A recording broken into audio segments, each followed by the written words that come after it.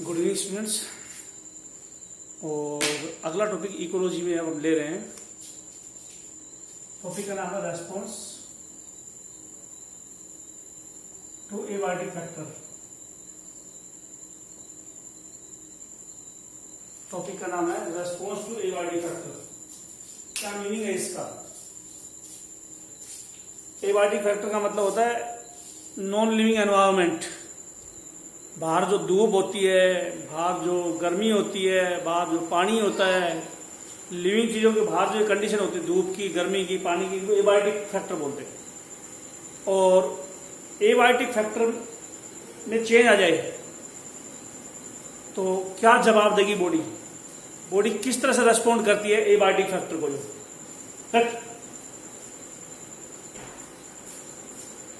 तो हम बोलेंगे मतलब जिंदा चीजें एनवायरमेंट को कैसे टॉपिक समझोगे, टॉपिक में ढंग से समझ में आएगा। टॉपिक कराए तो फिर समझना क्या बोलना चाह रहा हूं मैं। जो एनवायरमेंट को बॉडी जवाब कैसे देती है वो बता रहा हूं। एक एक करके स्टार्ट करते हैं। जैसे मान लो पहले ऑर्गेनिज्म होते हैं रेगुलेट। पहले होते हैं रेगुलेट, दूसरे होते हैं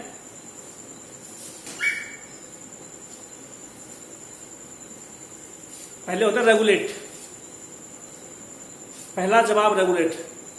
बाहर सर्दी गर्मी जो होगी होने दो, बॉडी में कोई चेंज नहीं आएगा। तो बॉडी के अंदर इंटरनल कंडीशन कंट्रोल रहेंगी, जो इसको रेगुलेट करना बोलते हैं। सम ऑर्गेनिजम्स रेगुलेट और keep the internal condition of the body constant, whether change in environment।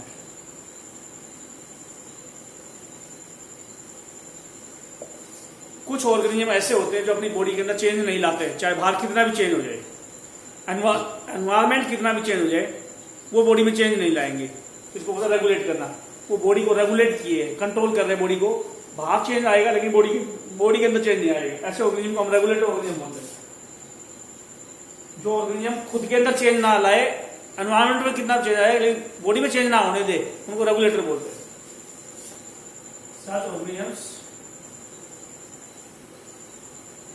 Are called regulator. कुछ ऑर्गेनिज्म होते हैं जो बॉडी में चेंज नहीं लाने देते, चाहे बाहर कितना भी चेंज जाए बॉडी में चेंज नहीं लाने देंगे। जो बाहर कितना भी चेंज आ जाएगा बॉडी में चेंज नहीं आएगा, ऐसे ऑर्गेनिज्म को रेगुलेटर बोलते हैं। तो कैसे? एग्जांपल बताओ कैसे?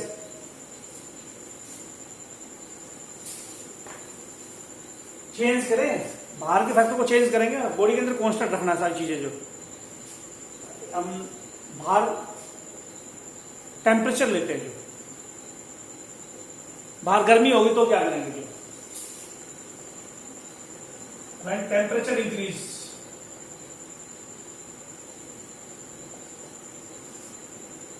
जब बाहर गर्मी बढ़ेगी तो बॉडी के अंदर का टेम्परेचर बढ़ेगा। बॉडी को टेम्परेचर को हम बढ़ने नहीं देंगे क्योंकि हम रेगुलेटर है। कैसे? पसीना ला देंगे, पसीने से एक्स्ट्रा हीट आ जाएगी और कूलिंग हो जाएगी। जब टेम्परेचर इंक्रीज होता है then body show sweating।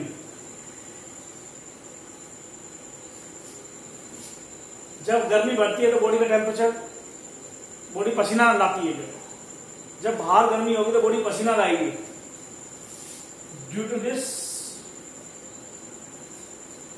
Cooling occur, cooling होगी and temperature of the body is lowered, temperature of the body is decreased। हो गया? बाहर टेम्परेचर ज्यादा होगा तो बॉडी का टेम्परेचर बढ़ेगा, तब की तो बॉडी ने पसीना ला दिया, स्वेटिंग ला दी, कूल हो गई, बॉडी कूलिंग होगी, टेम्परेचर होगा नॉर्मल, कांस्टेंट हो गया। दूसरी कंडीशन लो, अब हम ठंड सर्दियों की बात करते हैं। बाहर ठंड हो तो क्या होगा? when temperature is decreased, बाहर का टेम्परेचर घटेगा, सर्दी है इसलिए बॉडी का टेम्परेचर भी घटेगा, तो बॉडी क्या करेगी? जब बाहर का टेम्परेचर घटेगा तो बॉडी का टेम्परेचर भी घटेगा, तो बॉडी क्या करेगी?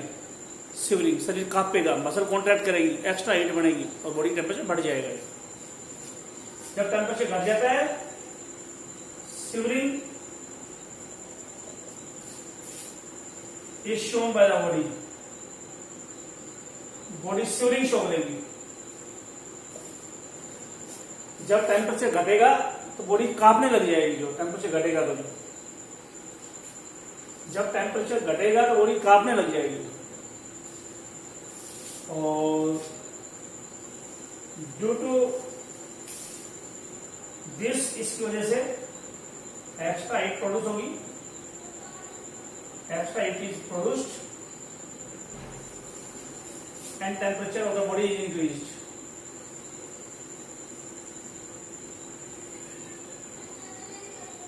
ये क्वेश्चन आया था आपके बोर्ड एग्जाम में, जो कि बॉडी का टेम्परेचर, बाहर टेम्परेचर कम ज्यादा हो जाए तो बॉडी कैसे रेस्पॉन्ड करती है। जो बाहर टेम्परेचर कम हो जाएगी तो बॉडी का टेम्परेचर कम होगा। हमारी बॉडी का टेम्परेचर 37 डिग्री है, बाहर 0 डिग्री है, तो बॉडी का 0 डिग्री होने की कोशिश करेगा। लेकिन बॉडी को रखना है बाहर से ज्यादा टेम्परेचर, 37 रखना है, ज्यादा टेम्परेचर रखना है तो ज्यादा हीट बनानी पड़ेगी। तो ज्यादा हीट बनेगी तो कांपने लग जाएगी शरीर, ताकि हीट बने शिवरिंग से और बॉडी टेम्परेचर बढ़ा रहे। गर्मियों में हमारा 37, बाहर 50 डिग्री हो गया, बाहर का टेम्परेचर ज्यादा तो बॉडी का 50 जाएगा, तो एक्स्ट्रा हीट फेंकनी पड़ेगी, तो कूलिंग हो जाएगी। तो कूलिंग हो जाएगी, एक्स्ट्रा हीट फेंक दोगे तो बॉडी टेम्परेचर बाहर की बजाय कम रहेगा। गर्मियों में बॉडी का टेम्परेचर बाहर की बजाय कम रखना है, तो इसलिए कूलिंग करते रहेंगे पसीने से। सर्दियों में अंदर का टेम्परेचर ज्यादा रखना है बाहर से, तो शिवरिंग रहेगी, कांपता रहेगा शरीर जो। तो ये जो है गर्मियों में टेम्परेचर जब बढ़ेगा तो बॉडी में क्या आ गया ना, बाहर का जो फैक्टर है एबाइटिक फैक्टर, टेम्परेचर वगैरह, बॉडी कैसे रेस्पॉन्ड करती है, टेम्परेचर में चेंज आएगा तो बॉडी कैसे जवाब देती है, हमने कहा रेगुलेट करती है। कुछ ऑर्गेनिज्म जो होते हैं उनमें बॉडी टेम्परेचर, बॉडी बाहर में चाहे कितना भी चेंज आ जाए, बॉडी के अंदर रेगुलेशन चलेगा, बॉडी के अंदर रेगुलेशन चलेगा। ऐसे ऑर्गेनिज्म क्या बोलते हैं, जो टेम्परेचर को बढ़ने ना दे, कांस्टेंट रखे। Such organisms which cause or which perform thermoregulation,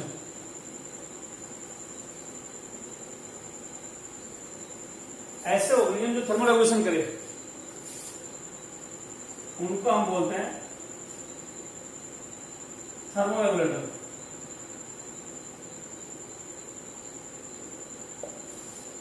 जो ऑर्गेनिज्म थर्मोरेगुलेशन करे वो थर्मोरेगुलेटर होते हैं।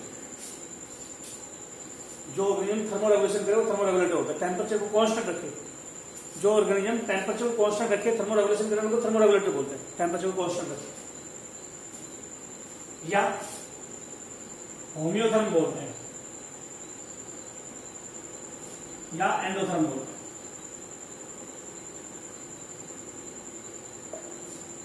और थर्मोरेगुलेशन में पसीना लाने में, शरीर के कांपने में हाइपोथर्मस रोल प्ले करती है। थर्मोरेगुलेशन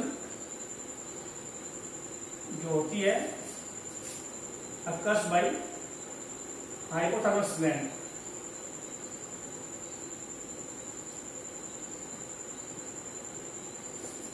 हाइपोथर्मस ग्लैंड से थर्मोरेगुलेशन होगा, बॉडी टेम्परेचर कांस्टेंट रहेगा हाइपोथर्मस ग्लैंड की वजह से। इसलिए हाइपोथर्मस ग्लैंड को बोलते हैं thermostat, thermostat of the body. Body का टेम्परेचर कांस्टेंट रखती है हाइपोथर्मस। तो कौन से एनिमल है जो होम्योथर्म है? बर्ड्स और मैमल्स। बर्ड्स और मैमल्स थर्मोरेगुलेटर होते हैं। एक तो हो गया, बाहर एबायोटिक फैक्टर में चेंज आया, बॉडी ने अपने अंदर चेंज ही नहीं लाया, कांस्टेंट रखा अपनी बॉडी के अंदर, ऐसे ऑर्गेनिज्म को रेगुलेटर बोलते हैं। सिर्फ साल्ट ही नहीं, सिर्फ टेम्परेचर रेगुलेट नहीं करते हम, जो है बॉडी में साल्ट और वाटर भी कांस्टेंट रहते हैं, जो वो किडनी करती है।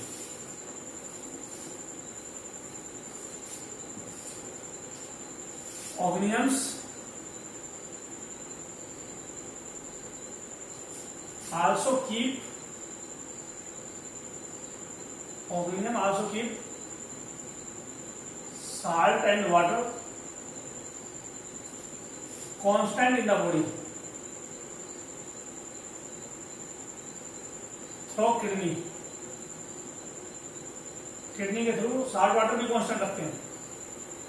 It is called osmo regulation. इसको ऑस्मो रेगुलेशन बोलेंगे.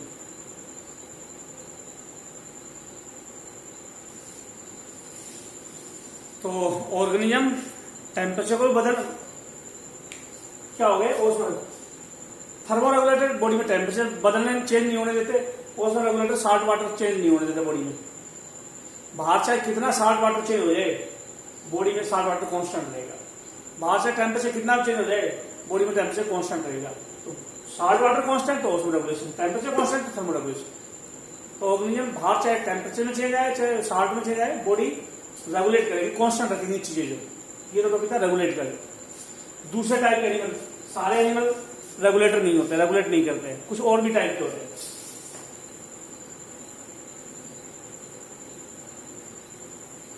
सारे ऐसे नहीं होते. कुछ होते हैं कन्फर्म. ये ऑर्गेनिज्म एनवायरनमेंट के अकॉर्डिंग अंदर की कंडीशन, बाहर एनवायरनमेंट के अकॉर्डिंग अंदर की जो इंटरनल एनवायरनमेंट चेंज हो जाता है. These organisms change internal body condition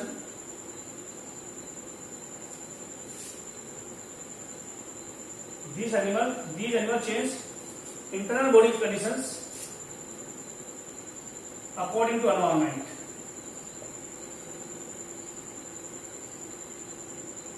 environment के अकॉर्डिंग बदल जाते हैं. ऐसे ऑर्गेनिज्म को कन्फर्मर ऑर्गेनिज्म बोलते हैं. सच ऑर्गेनिजम्स आर कॉल्ड कन्फर्मर. जो सारी चीजें कांस्टेंट रखे वो रेगुलेटर होते हैं. चीजें बदलते अपने आप की वो कन्फर्मर होते हैं. बाहर का टेम्परेचर बदले तो बॉडी का भी टेम्परेचर बदल जाए, बाहर का साल्ट बदले तो बॉडी का भी साल्ट बदल जाए, तो इसको कन्फर्मर ऑर्गेनिज्म बोलते हैं. तो ऑर्गेनिज्म दो तरीके से जवाब देते हैं एनवायरमेंट को.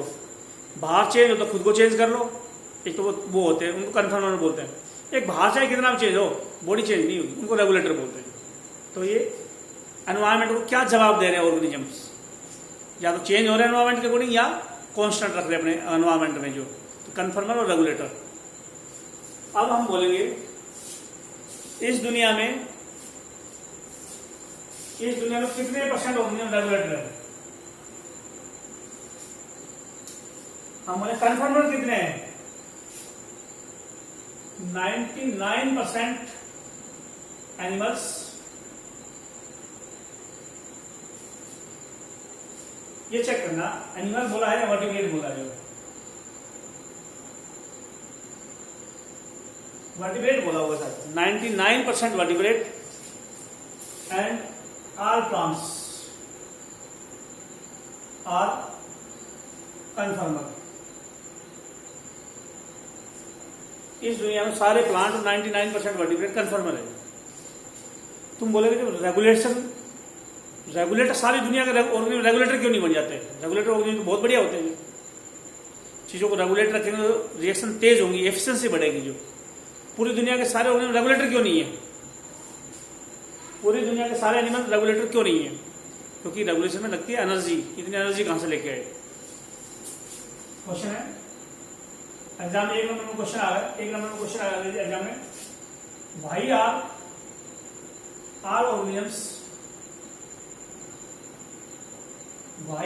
Organisms not conformer not regulator.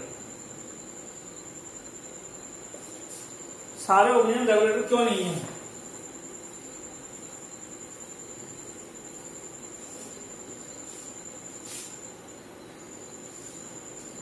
सारे ऑर्गेनिज्म इस दुनिया में रेगुलेटर क्यों नहीं है. हम बोलेंगे ह्यूज एनर्जी, बहुत ज्यादा energy is required for regulation.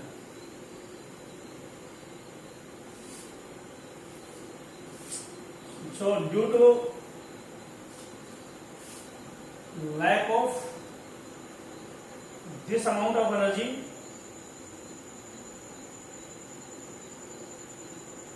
इतनी एनर्जी नहीं है, due to lack of this amount of energy, इतनी एनर्जी तो है नहीं। all conformers not changed into regulator। इस दुनिया में सारे कन्फर्मर रेगुलेटर क्यों नहीं बन रहे? क्योंकि बहुत एनर्जी चाहिए रेगुलेटर बनने के लिए, जो उतनी एनर्जी कन्फर्मर के पास है नहीं। जो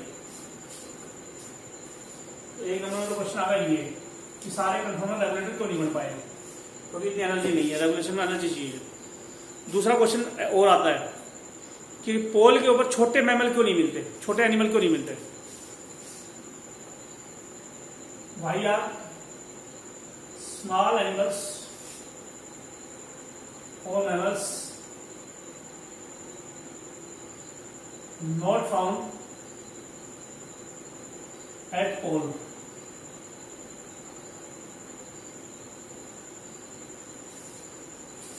पोल पे छोटे एनिमल क्यों नहीं मिलते?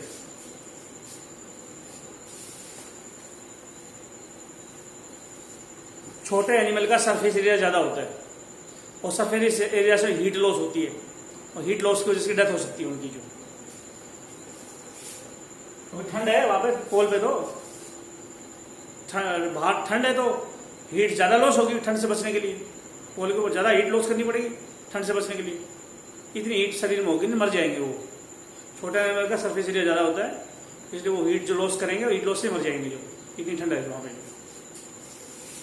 क्या बोले पोल पे छोटा एनिमल्स क्यों नहीं मिलते? At pole very low temperature is present. बहुत कम टेम्परेचर है पोल के ऊपर, पोल पे बहुत कम टेम्परेचर है, पोल पे बहुत ठंड है। और पोल पे है ठंड, और हम बोलेंगे small animals have more surface area.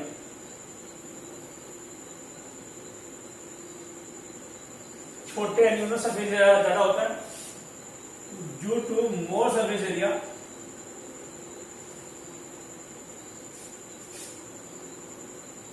जब सरफेस एरिया ज्यादा होगा, छोटे एनिमल का सरफेस एरिया ज्यादा होता है। पोल पे छोटे एनिमल मिलते हैं और उनका सरफेस एरिया ज्यादा होता है। सरफेस एरिया ज्यादा होगा तो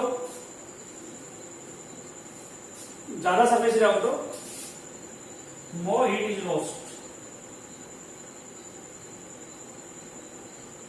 ठंड से बचना है, हीट ज्यादा लॉस हो रही है तो हीट की कमी से मर जाएंगे due to loss of more heat. Small organisms died, मर जाएंगे। क्या काम है? पोल पे ठंड है, पोल पे बहुत ठंड है। पोल पे जो छोटे एनिमल मिलेंगे तो उनका सरफेस एरिया ज्यादा होगा और सरफेस एरिया से हीट ज्यादा लॉस होगी, मर जाएंगे, इसलिए पोल पे मिलते ही नहीं।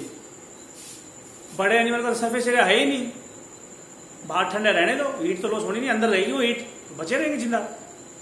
लेकिन छोटा एनिमल होगा तो उसमें हीट सरफेस एरिया ज्यादा लॉस होगी और जितनी ठंड होगी उतनी हीट ज्यादा लॉस करनी पड़ेगी, डेथ ही हो जाएगी। बड़ा एनिमल होगा कोई दिक्कत नहीं है, उसका सरफेस एरिया कम है, हीट लॉस कम होगी, तो बाहर ठंड है कोई बात नहीं, शरीर के अंदर एक्स्ट्रा हीट बहुत है, लॉस नहीं हो रही वो, तो बचा रहेगा। छोटा एनिमल होगा तो सरफेस एरिया ज्यादा, हीट लॉस ज्यादा होगी, तो शरीर को जिंदा रखने के लिए हीट ज्यादा बनानी पड़ेगी, इतनी बना नहीं पाएगा, मर जाएगा वो। पोल पे लो टेम्परेचर है और छोटे एनिमल का सरफेस एरिया ज्यादा होता है, सरफेस एरिया ज्यादा होगा, हीट लॉस होगी, हीट लॉस होगी तो मर जाएगा। अगर if effect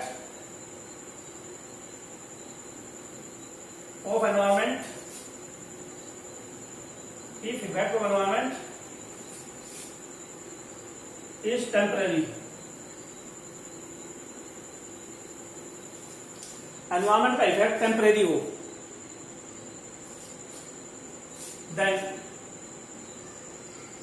following type of response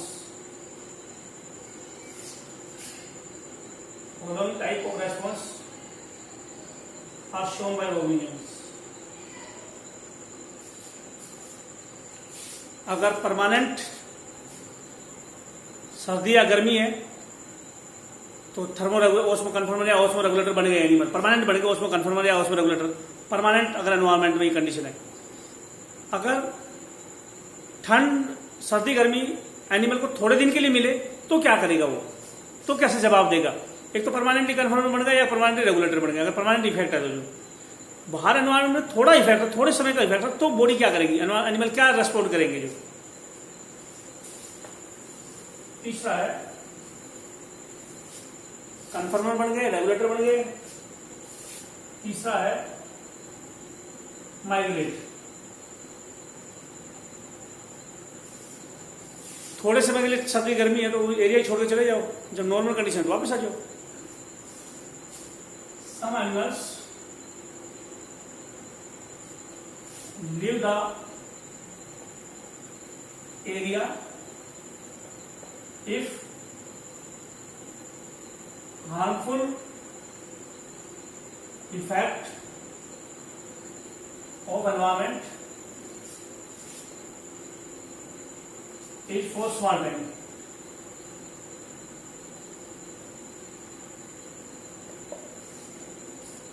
अगर एनवायरमेंट का इफेक्ट थोड़े समय के लिए है, एनवायरमेंट का इफेक्ट थोड़े समय के लिए है तो एनिमल छोड़ के चला जाएगा, एरिया छोड़ के चला जाएगा।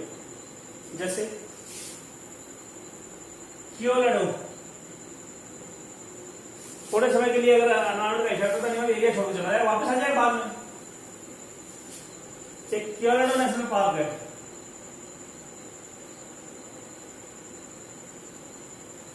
नेशनल पार्क जंगली होते हैं, वहां पे बस झील भी हो सकती है नेशनल पार्क, जिसको गवर्नमेंट केयर करती है, एनिमल को मारने नहीं देती नेशनल पार्क के अंदर। तो केरलो नेशनल पार्क है Bharatpur Rajasthan,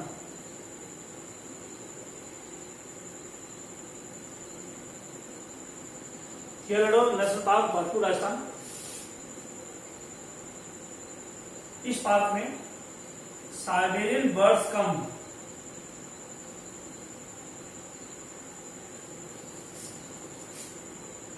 for small time, थोड़े समय के लिए आते हैं, बाद में जब साइबेरिया में जब कंडीशन खराब है तो यहां आ गए, जब साइबेरिया कंडीशन ठीक हो जाएगी वापस चले जाएंगे। उसको बोलते माइग्रेशन। चौथा आता है सस्पेंड। हम भी तो दिल्ली से या हरियाणा या दिल्ली से हिमाचल को जाते हैं, जब यहाँ गर्मी होती है हिमाचल में चले जाते हैं, जब वहाँ यहाँ का एरिया गर्मी खत्म हो जाती है वापस आ जाते हैं, घूमने नहीं जाते क्या? उसी तरह से माइग्रेशन ही है। ये भी एग्जाम्पल लिखो, person move from Delhi Haryana, Delhi Haryana से मूव करते हैं तो हिमाचल प्रदेश ड्यूरिंग समर, गर्मी में चले जाते हैं और गर्मी थोड़ी यहाँ कम हो जाए बढ़ जाते। सस्पेंड, सस्पेंड में होता है spore formation,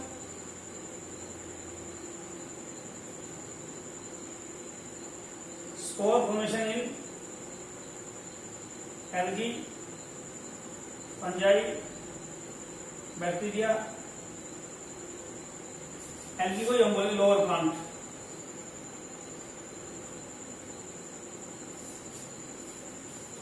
algae bacteria fungus जब बाहर खराब कंडीशन में स्पोर बना लेते हैं, खुद मर जाते हैं। जैसे ही कंडीशन ठीक होगी स्पोर से वापस बन जाएगा। तो अपनी सस्पेंड कर लिया, रोक लिया, एक्टिविटी को रोक लिया थोड़े समय के लिए, सस्पेंड कर लिया। इसके अलावा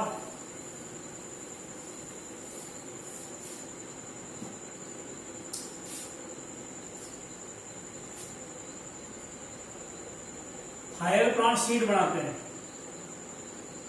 higher plants produce seed,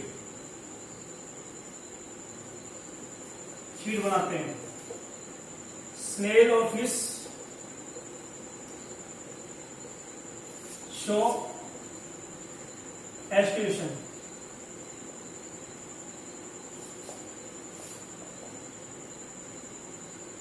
beer show hibernation, zooplankton show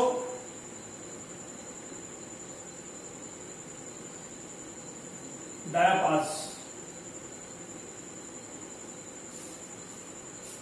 ये सब सस्पेंड में आएंगे, जो है एक्टिविटी सस्पेंड में सारे आ जाएंगे, जो एक्टिविटी सस्पेंड में सारे आ जाएंगे। गर्मियों में इनएक्टिव होने को एस्टिवेशन बोलते हैं। जैसे ये स्नेल और फिश गर्मियों में एरिया छोड़ के चली जाएगी, गर्मी हटते साथ फिर आ जाएगी।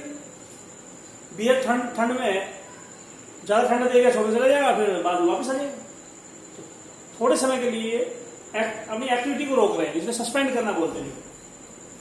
एस्टिवेशन को बोलते हैं समर स्लीप, हाइबरनेशन को बोलते हैं विंटर स्लीप।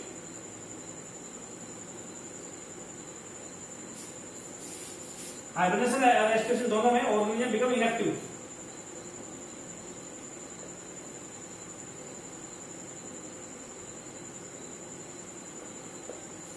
हाइबरनेशन एस्टिवेशन में ऑर्गेनिज्म इनएक्टिव बन जाते हैं।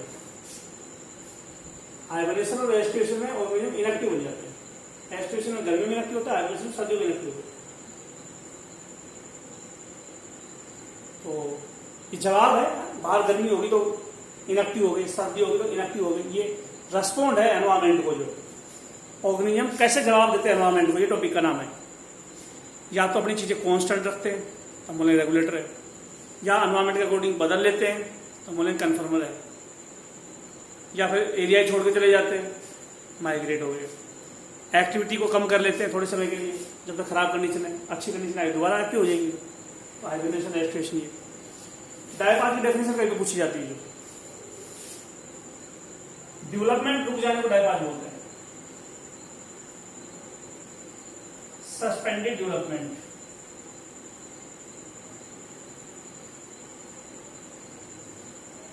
जो प्लांट पर अपना डेवलपमेंट रोक लेते हैं इसको डायपास बोलते हैं।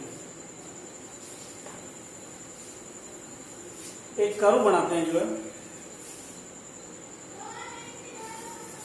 एक कर्व बनाते हैं, जो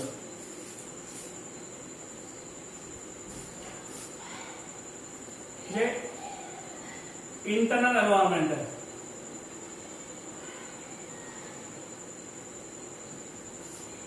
इधर है external environment.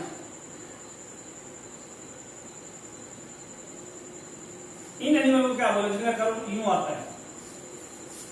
Internal environment constant है, बाहर चेंज आ रहा है, बाहर चेंज आ रहा है, इंटरनल एनवायरमेंट कांस्टेंट है।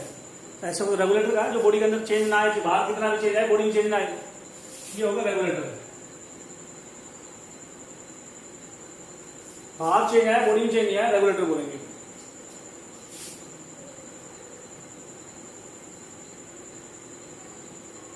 ये कन्फर्मर है,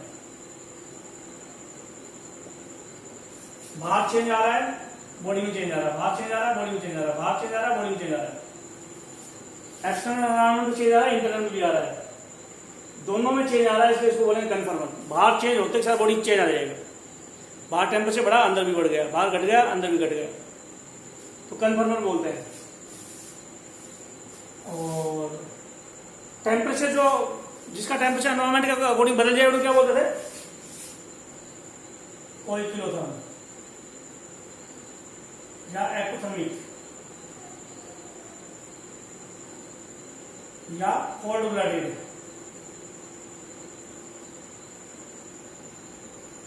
जिन एनिमल का टेम्परेचर चेंज होता जाए एनवायरमेंट के अकॉर्डिंग, बाहर 0 डिग्री है तो 0 डिग्री अंदर हो जाए, बाहर ठंड है 0 डिग्री है तो बॉडी का टेम्परेचर 0 डिग्री हो जाएगा, बाहर गर्मी है 50 डिग्री है तो बॉडी का टेम्परेचर 50 डिग्री हो जाएगा। उनको कोइक्लोथर्म या एक्टोथर्मिक या कोल्ड ब्लडेड बोलते हैं।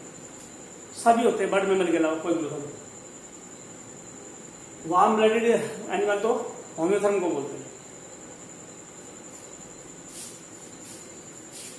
तो कन्फर्मर वो होते हैं जो चेंज हो जाए एनवायरमेंट के अकॉर्डिंग, चाहे टेम्परेचर चेंज हो, चाहे साल्ट चेंज हो, कुछ भी चेंज हो, बॉडी के अंदर चेंज हो जाएगा।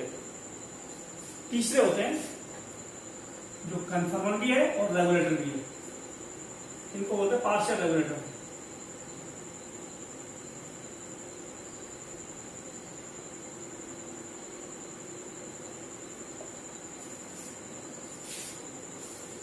पार्शियल रेगुलेटर जिनमें चेंज आ जाए, एनवायरमेंट में चेंज आ जाए, बाहर चेंज हो तो बॉडी में चेंज हो तो उसको पार्शियल रेगुलेटर बोलेंगे। कन्फर्म बाहर चेंज हो अंदर भी चेंज नहीं, पार्शियल रेगुलेटर किसको बोलेंगे? जिसमें कन्फर्मर भी है रेगुलेटर भी, कभी कभी कन्फर्मर कभी कभी रेगुलेटर, पार्शियल रेगुलेटर बोलेंगे। इंटरनल एनवायरमेंट कांस्टेंट रहे तो रेगुलेटर, इंटरनल एनवायरमेंट चेंज हो जाए बाहर के साथ तो कन्फर्मर, कभी कभी कन्फर्मर कभी कभी रेगुलेटर तो पार्शियल रेगुलेटर बोलेंगे। बॉडी के अंदर चीजें कांस्टेंट रहने को बोलते क्या है? If internal environment of body remains constant, internal environment body का कांस्टेंट रहे, then it is called homeostasis.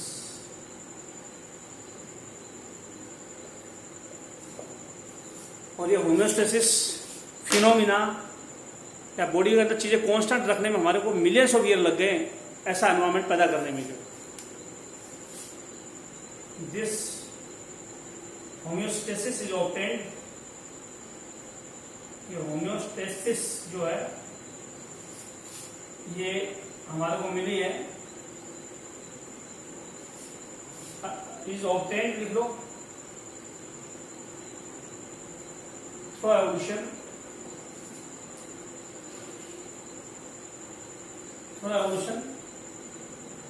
in large number of years.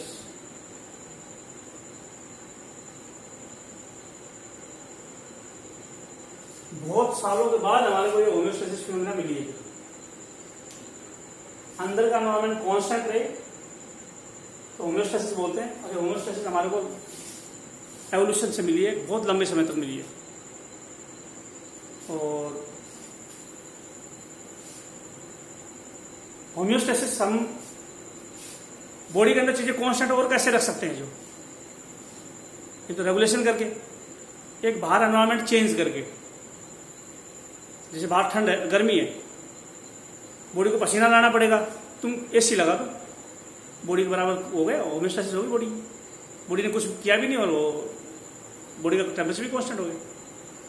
बाहर ठंड है, एक्स्ट्रा हीट लॉस करनी पड़ेगी, एक्स्ट्रा हीट प्रोड्यूस करने की पड़ेगी बॉडी, तुम हीटर लगा दो, बॉडी के बराबर टेम्परेचर हो गया, कुछ नहीं होगा। तो हम बाहर एनवायरमेंट में चेंज लाके भी होम्योस्टेसिस कर सकते हैं, जो बॉडी के अंदर कांस्टेंट चीजें रख सकते हैं, जो बॉडी कुछ करेगी भी नहीं फिर भी कांस्टेंट रह जाएगी अगर हम बाहर एनवायरमेंट में चेंज ले आएंगे। तो इस तरह से हम बोलते हैं ये टॉपिक था होम्योस्टेसिस का।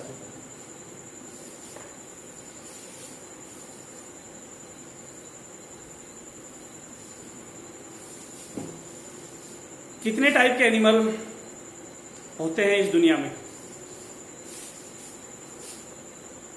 टाइप्स ऑफ ऑर्गेनिजम्स इन एक कम्युनिटी। एक कम्युनिटी में कितने टाइप के एनिमल मिलते हैं? पैरासाइट हो सकते हैं, तो दूसरे एनिमल से फूड लेते हैं। पैथोजन हो सकते हैं, पैरासाइट होते हैं, दूसरे एनिमल से फूड लेते हैं लेकिन बीमारी नहीं करते। फूड भी ले बीमारी करे तो पैथोजन बोलेंगे। मार के खा जाए तो बड़े को और मार के खा जाए तो प्रेडेटर बोलेंगे। और चौथा कॉम्पिटिटर।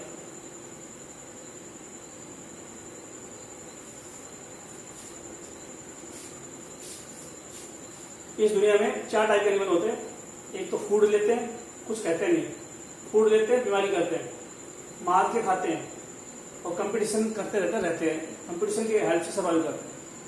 4 टाइप के एनिमल है। अब मैं एनवायरमेंटल फैक्टर स्टार्ट कर रहा हूं।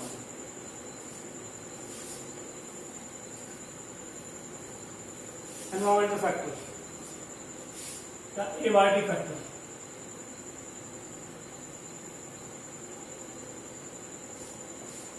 पहला है टेम्परेचर। टेम्परेचर एनिमल को अफेक्ट करता है, इसके बारे में देखते हैं। सबसे इंपॉर्टेंट फैक्टर कौन सा है जो एनिमल को अफेक्ट करता है? Temperature. It is most relevant and important environmental factor which affect animal।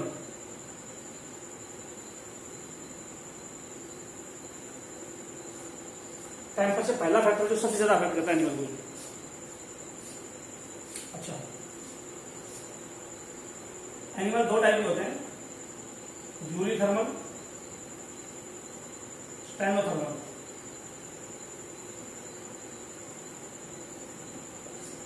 जो एनिमल बहुत ज्यादा टेम्परेचर में वेरिएशन सहन कर जाए उनको यूरिथर्मल बोलते हैं। कैन सर्वाइव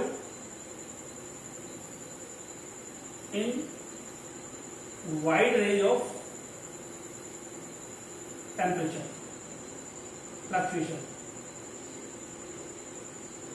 बहुत ज्यादा टेम्परेचर फ्लक्चुएशन को सहन कर जाए, वहां बहुत ज्यादा गर्मी हो तो भी कोई असर ना हो, वहां ठंड हो तो भी असर ना हो, उनको यूरिथर्मल बोलते हैं। ये सर्वाइव करते हैं, can survive in narrow range of temperature fluctuation. ये नैरो रेंज में सर्वाइव करेंगे, बहुत ज्यादा हाई टेम्परेचर में मर जाएंगे, बहुत ज्यादा कम टेम्परेचर में मर जाएंगे, नैरो रेंज में मिलेंगे। टेम्परेचर का इफेक्ट हमने प्लस में पढ़ा था। टेम्परेचर एंजाइम को अफेक्ट करता है, एंजाइम एक्टिविटी टेम्परेचर से अफेक्ट होती है। टेम्परेचर एंजाइम को अफेक्ट करता है, टेम्परेचर अफेक्ट करता है एंजाइम को, करता है। तो एंजाइम रिएक्शन को कंट्रोल करता है, तो मेटाबॉलिज्म को भी अफेक्ट करेगा temperature. Temperature affect metabolism through affecting enzyme activity. Enzyme की एक्टिविटी अफेक्ट करेगा, इसलिए मेटाबॉलिज्म को अफेक्ट करेगा टेम्परेचर। टेम्परेचर मेटाबॉलिज्म को अफेक्ट करेगा क्योंकि एंजाइम को अफेक्ट कर रहा है जो।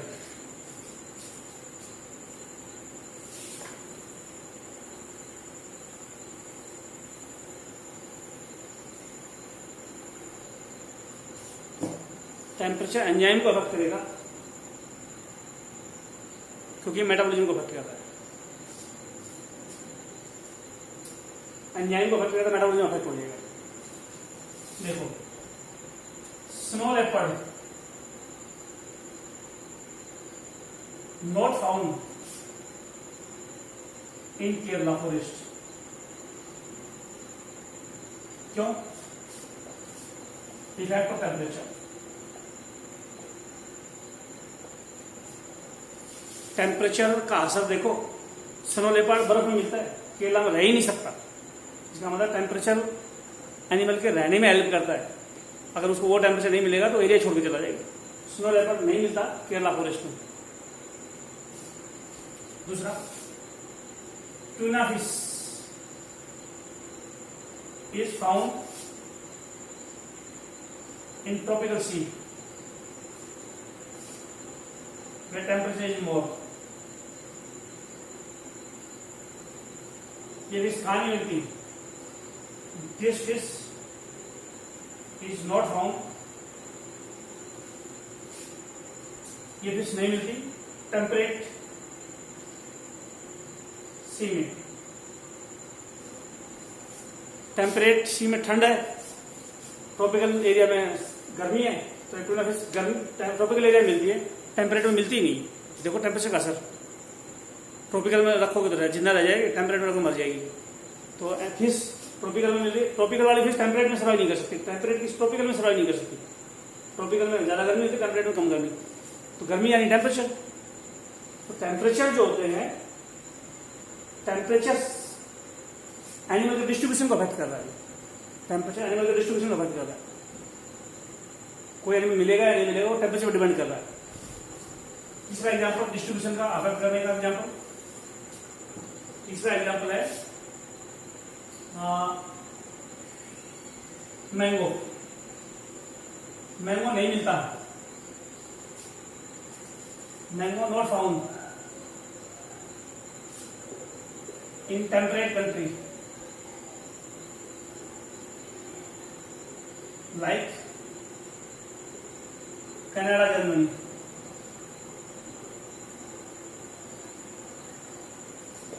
इंडिया में ट्रॉपिकल सब ट्रॉपिकल कंट्री है इंडिया, यहाँ मैंगो मिलता है। टेम्परेट कंट्री में मैंगो नहीं मिलता, कनाडा जर्मनी में। टेम्परेचर का असर देखा कि यहाँ टेम्परेचर ज्यादा है तो मिल गया, वहाँ कनाडा जर्मनी में टेम्परेचर कम मिल ही नहीं रहा। तो टेम्परेचर एनिमल को अफेक्ट करता है, जो डिस्ट्रीब्यूशन को अफेक्ट करता है। टूना फिश ट्रॉपिकल एरिया में मिलती है, मैंगो ट्रॉपिकल एरिया में मिलता है, दोनों ही टेम्परेट एरिया में नहीं मिलते। जो तो इसका मतलब ट्रॉपिकल एरिया में गर्मी ज्यादा, तो वहाँ एनिमल जो मिलेगा वो ठंड में नहीं मिलेगा। जो और उसी तरह से स्नो लेपर्ड टेम्परेट एरिया में या बर्फ में मिलता है, वो केरला जैसे ट्रॉपिकल एरिया में नहीं मिलेगा। जो तो इस तरह से टेम्परेचर एनिमल का डिस्ट्रीब्यूशन अफेक्ट करता है। कोई एनिमल कहाँ मिलेगा ये टेम्परेचर पर डिपेंड करता है। जो तो टेम्परेचर ट्रॉपिकल और टेम्परेट एरिया का टेम्परेचर अलग अलग है। ट्रॉपिकल का टेम्परेट में सर्वाइव नहीं करते, टेम्परेट का ट्रॉपिकल में सर्वाइव नहीं करते। जो तो टेम्परेचर जो होता है वो अफेक्ट करता है एनिमल के डिस्ट्रीब्यूशन को, कि एनिमल मिलेगा या नहीं मिलेगा। टूना फिश ट्रॉपिकल एरिया में मिली है और कहीं नहीं मिलती। कनाडा जर्मनी टेम्परेट कंट्री है, वहाँ मैंगो नहीं मिलता, टेम्परेट में मैंगो नहीं मिलता, ट्रॉपिकल मिलेगा। टूना फिश भी ट्रॉपिकल मिलेगी। कनाडा और स्नो लेपर्ड बर्फ में मिलेगा, केरला जैसे फॉरेस्ट में नहीं मिलेगा जहाँ बारिश बहुत ज़्यादा होती है। तो इस तरह से हम बोलते हैं एनिमल का डिस्ट्रीब्यूशन टेम्परेचर पर इफेक्ट टेम्परेचर पर डिपेंडेंट है। तो एक फैक्टर मैंने ले लिया है टेम्परेचर का। दूसरा फैक्टर जो एनिमल को अफेक्ट करता है, डिस्ट्रीब्यूशन को अफेक्ट करता है, कैसे भी फंक्शन करता है, वो हम लेंगे अगले वीडियो में। इस वीडियो को यही रोक लो।